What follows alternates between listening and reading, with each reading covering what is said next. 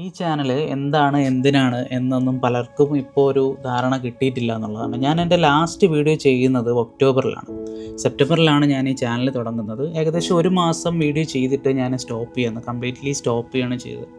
അതെന്താണെന്ന് വെച്ച് കഴിഞ്ഞാൽ എനിക്ക് തന്നെ ഒരു ക്ലാരിറ്റി ഇല്ലാതെ, കാരണം ഒരുപാട് സബ്ജക്റ്റുകളിൽ വീഡിയോസ് ചെയ്യുമ്പോൾ അതിൻ്റെ ഒരു ക്ലാരിറ്റി കിട്ടാതെ വന്നതുകൊണ്ടാണ് ഞാൻ പിന്നെ സ്റ്റോപ്പ് ചെയ്തിട്ട് എല്ലാം കൂടി ഒന്ന് പിന്നീട് തുടങ്ങാം എന്നുള്ള രീതിയിൽ ഒരു പെർഫെക്ഷൻ വരുത്തിയിട്ട് ചെയ്യാമെന്നുള്ളൊരു ലൂപ്പിലേക്ക് ഞാൻ മാറുകയാണ് ചെയ്തത്.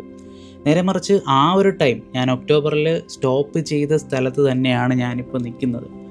അത് എവിടെയെന്ന് വെച്ച് കഴിഞ്ഞാൽ കണ്ടൻറ് ക്രിയേഷനിൽ പിന്നീട് ഞാനൊരു ചേഞ്ചസും വരുത്തിയിട്ടില്ല. നേരെ മറിച്ച് ഞാൻ എന്നെ 2ആയിട്ട് കണ്ടിരുന്നുവെങ്കിൽ ഞാനിപ്പോൾ കൺസിസ്റ്റൻ്റായിട്ട് വീഡിയോ ചെയ്തേനെ. കാരണം നമ്മളെപ്പോഴും ഒരു ഗോള് അച്ചീവ് ചെയ്യാനായിട്ട് നോക്കുമ്പോൾ നമ്മുടെ ഒറ്റ ആളായിട്ട് നമ്മളെ കണ്ടു കഴിഞ്ഞുള്ളൊരു പ്രശ്നം, നമ്മൾ തന്നെ നമ്മളെ സെൽഫ് ഡൗട്ട് അടിച്ച്, വേറെ ആരും എക്സ്റ്റേണലായിട്ടൊന്നും വന്നില്ലെങ്കിൽ പോലും നമ്മൾ തന്നെ നമ്മളെ ഡൗട്ട് അടിച്ച് അല്ലെങ്കിൽ പുതിയ പുതിയ കാര്യങ്ങളിലോട്ട് പോയി. ഞാനും പിന്നെ അതിനുശേഷം വേറെ കുറേ ചാനലും അല്ലെങ്കിൽ വേറെ കുറേ കാര്യങ്ങളൊക്കെ ചെയ്തിട്ടും അതിലൊന്നും അങ്ങനെ റിസൾട്ട് കിട്ടാനായിട്ട് കൺസിസ്റ്റൻസിയുടെ ഒരു ലൂപ്പിലല്ല ഞാൻ നിന്നത്. ഞാൻ പുതിയ കാര്യങ്ങൾ ചെയ്യുന്ന ഒരു ലൂപ്പിലാണ് ഉണ്ടായിരുന്നത്. അപ്പം നമ്മുടെ എല്ലാം ഓരോ പാറ്റേൺസാണ് ഫോളോ ചെയ്യുന്നത്.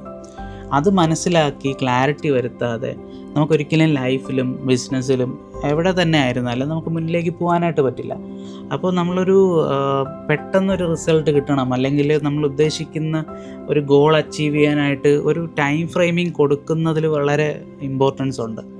അപ്പോൾ ഇനി ഞാൻ കൺസിസ്റ്റൻ്റായിട്ട് ഇതിനകത്ത് വീഡിയോ ചെയ്യുന്നതാണ്. അപ്പോൾ ഈ ചാനലിൽ ഏതൊക്കെ രീതിയിലുള്ള വീഡിയോസ് വരുമെന്ന് ചോദിച്ചു കഴിഞ്ഞാൽ, നമുക്ക് ടൈം മാനേജ്മെൻറ്റ്, മൈൻഡ് മണി കണക്ഷൻ, ഇങ്ങനെയൊക്കെയുള്ള രീതിയിലുള്ള വീഡിയോസാണ് ഞാൻ ഇതിനകത്ത് ചെയ്യാനായിട്ട് ഉദ്ദേശിക്കുന്നത്. അപ്പോൾ ഈ സബ്ജക്റ്റ് താല്പര്യമുള്ള ആൾക്കാർക്ക് വേണ്ടി ഇത് സബ്സ്ക്രൈബ് ചെയ്ത് വയ്ക്കുക. അങ്ങനെയുള്ള ആൾക്കാർ ഉണ്ടെന്നുണ്ടെങ്കിൽ സബ്സ്ക്രൈബ് ചെയ്യുന്നത് കൺസിഡർ ചെയ്യുക. പിന്നെ ഞാൻ എല്ലാവരോടും സബ്സ്ക്രൈബ് ചെയ്യാൻ പറയുന്നില്ല, കാരണം ചില ആൾക്കാർക്ക് അത് ഞാൻ എൻ്റെ ഫ്രണ്ട്സിൻ്റെ അടുത്തോ റിലേറ്റീവ്സിൻ്റെ അടുത്തൊന്നും ഇത് ഡയറക്റ്റ് ഷെയർ ചെയ്യാത്തതിൻ്റെ കാരണം അത് തന്നെയാണ്. പലരും ഇപ്പോൾ പുതിയ ചാനൽസൊക്കെ തുടങ്ങിയിട്ട് പലരും അതായത് ഇങ്ങനെയുള്ള വീഡിയോസൊക്കെ ചെയ്യുന്ന ആൾക്കാരുടെ കമൻറ്റ് ബോക്സിൽ പോയിട്ട് നമുക്ക് ഒരുമിച്ച് മുന്നേറാം, അല്ലെങ്കിൽ നമുക്ക് ഒരുമിച്ച് ചാനൽ ഡെവലപ്പ് ചെയ്തെടുക്കുക എന്നൊക്കെ പറഞ്ഞിട്ട്, അല്ലെങ്കിൽ ഞാനും ഇപ്പോൾ തുടങ്ങിയതേ ഉള്ളൂ, 10 വീഡിയോസ് ഇട്ടു അല്ലെങ്കിൽ 10 സബ്സ്ക്രൈബേഴ്സായി, ഇങ്ങനെ പോയി കമൻറ്റ് ചെയ്യുന്നത് കണ്ടിട്ടുണ്ട്.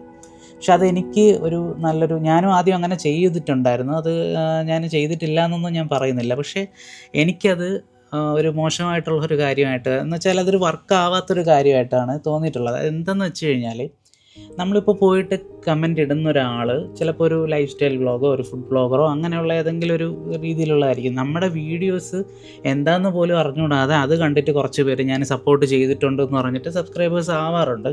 കുറച്ച് ദിവസം കഴിയുമ്പം അവർ ആ വീഡിയോ അൺസബ്സ്ക്രൈബ് ചെയ്ത് പോകുന്നതായിട്ട് കാണാൻ പറ്റും.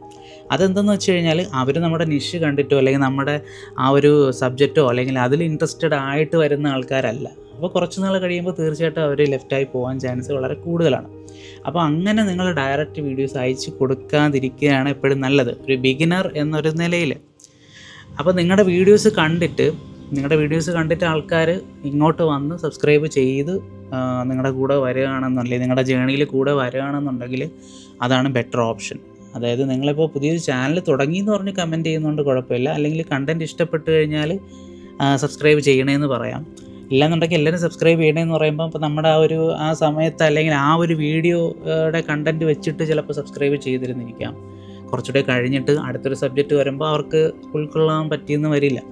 അപ്പോൾ ഈ വീഡിയോ അല്ലെങ്കിൽ ഈ ഒരു ചാനൽ കണ്ട് നിങ്ങൾക്ക് ഇഷ്ടപ്പെടുകയാണെന്നുണ്ടെങ്കിൽ മാത്രം സബ്സ്ക്രൈബ് ചെയ്യുക.